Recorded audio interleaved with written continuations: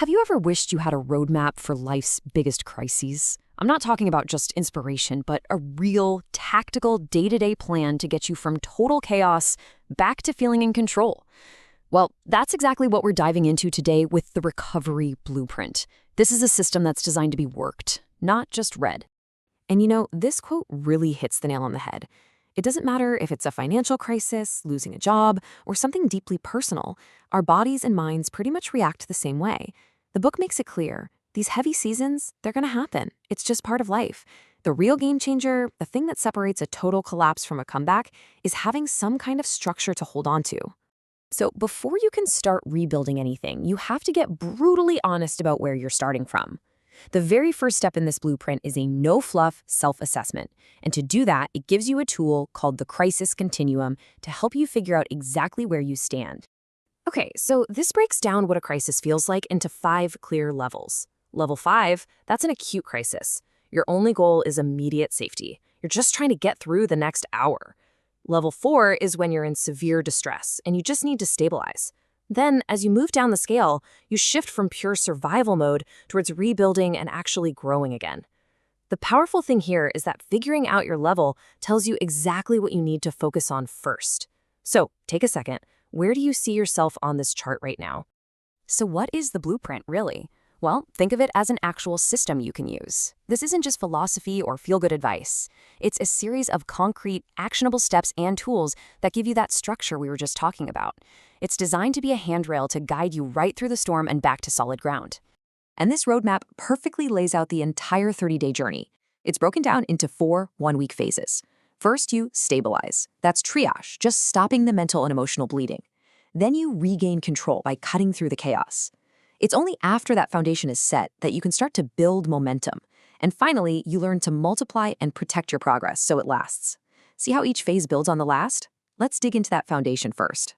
All right, Section 1, the foundation. This covers the first 2 weeks, and the goal is simple: stop the bleeding. We're not trying to solve every problem in the world. The aim is just to get from a state of pure panic to a place where you can actually breathe and think straight.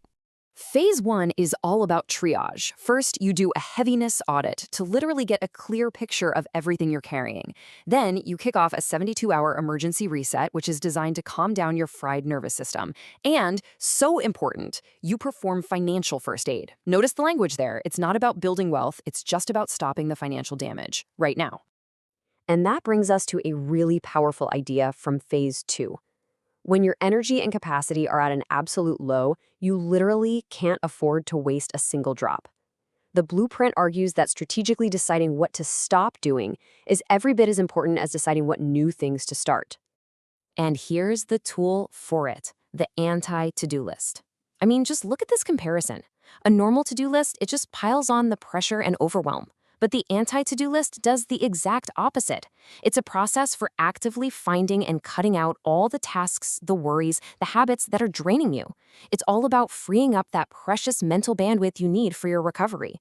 Okay, Section 2, the rebuild. Now that you've got a stable foundation, you can finally shift from playing defense to playing offense. This part is all about building forward momentum and making sure it actually lasts. Phase 3 is laser-focused. It's a 7-day sprint with one single goal: get cash moving. That's it. This isn't about finding your dream job or building a long-term career. It's about immediate action, using tools from the book like monetizing your micro skills to leverage what you already have right here, right now. Then in Phase 4, your mindset shifts in a big way. You move from just pure effort to strategic leverage. It's called the multiplier mindset. The whole idea is to stop thinking linearly, where 1 more hour of work gets you 1 more hour of results, and to start thinking exponentially, where small, smart actions start to compound over time, giving you bigger and bigger returns. And this chart shows that mindset in action. Just look at these numbers. It's incredible.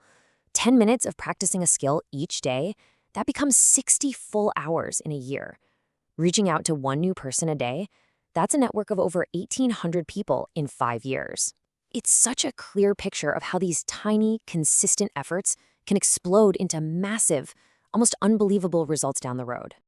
But how do you make sure all this hard work actually sticks? Well, the final goal is to build your own personal operating system. Think of it like the operating system on your computer or phone. It's the underlying framework that integrates everything you've learned. The tools, the mindset, the routines, they all become part of how you operate day to day long after the crisis is over. All right, Section 3, From Blueprint to Reality. Now, this all sounds great in theory, but the big question is, does it actually work for real people? Let's take a look at a case study from the book, a woman named Maria. Maria started at absolute rock bottom. On day 1, she gets an eviction notice and has exactly $43 in the bank. But look what happens when she follows the blueprint. By day 17, using those micro skills from phase 3, she makes her first $375. By day 30, she's paid her rent and avoided eviction, and just 60 days in, she's built a consistent weekly income. You can see her journey maps directly onto the phases we just talked about. And this quote from Maria, it really gets to the heart of everything. She said, "I wasn't broken, I was overwhelmed." That is such a huge distinction. It shows you the incredible psychological power of just having a clear, step-by-step plan when everything else in your world is falling apart. The system gave her something real to hold on to. So, when it's all said and done, the message here is that recovery doesn't have to be a random, chaotic process. It can have a blueprint, which really just leaves one last question for you to think about. If the blueprint is out there, what's your first step?